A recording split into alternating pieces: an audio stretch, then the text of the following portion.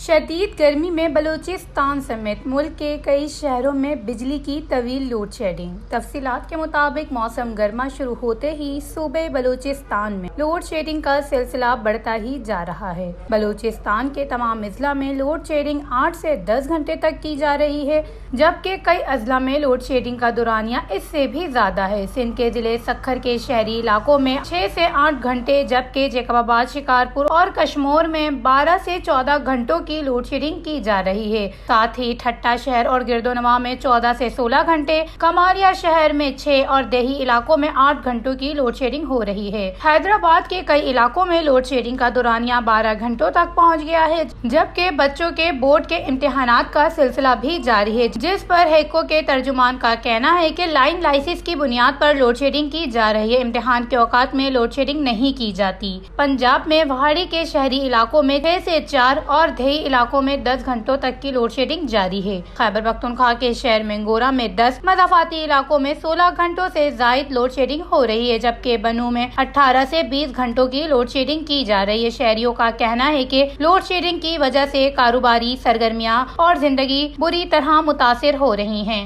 وش news